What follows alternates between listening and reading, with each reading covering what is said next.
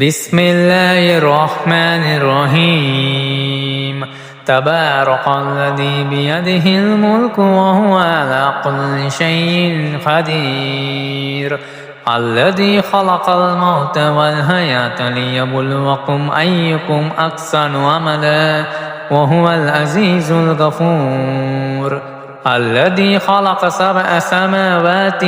طباقا ما ترى في خلق الرحمن من تفاوت فارجع البصر هل ترى من فطور ثم ارجع البصر كرتين ينقلب إليك البصر خاسئا وهو حسير ولقد زينا السماء الدنيا بمصابيح وجعلناها رجوما للشياطين وأعتدنا لهم عذاب السعير وللذين كفروا بربهم عذاب جهنم وبئس المصير إذا ألقوا فيها سمعوا لها شهيقا وهي تفور تكاد تميز من الغيظ كلما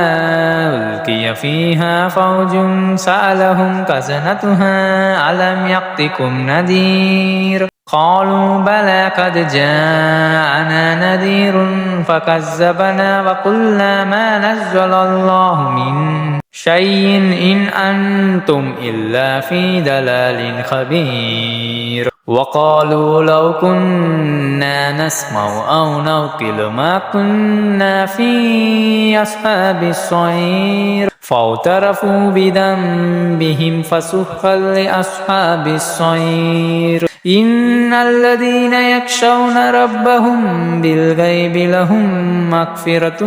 وأجر كبير وأسروا قولكم أو جهروا به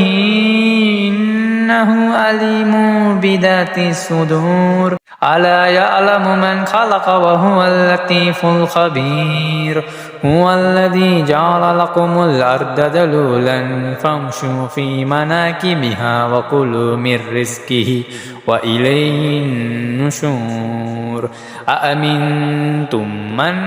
في السماء أن يخسف بكم الأرض فإذا هي تمور أم أمنتم من في السماء أن يرسل عليكم حاسبا فستعلمون كيف نذير ولقد كذب الذين من قبلهم فكيف كان نكير أولم يروا إلى الطير فوقهم صافات ويقبلن ما يمسكهن إلا الرحمن إنه بكل شيء بصير أمن هذا الذي هو جند لكم ينصركم من دون الرحمن إن الكافرون إلا في غرور أمن هذا الذي يرزقكم إن أمسك رزقه بل لجوا في عتو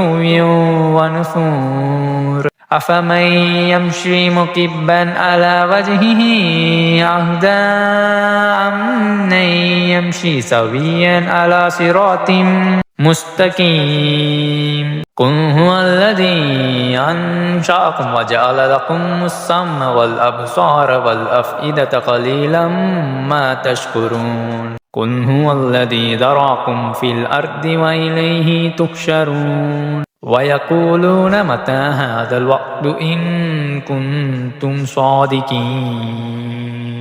قل إنما العلم عند الله وإنما أنا نذير مبين فلما رأوه زلفة سيئت وجوه الذين كفروا وقيل هذا الذي كنتم به تدعون قل أرأيتم إن أهلكني الله ومن معي أو رحمنا فمن يجير الكافرين من عذاب أليم قل هو الرحمن آمنا به وعليه توكلنا فستعلمون من هو في ضلال مبين قل أرأيتم إن أصبح ماؤكم غورا فمن يأتيكم بماء معين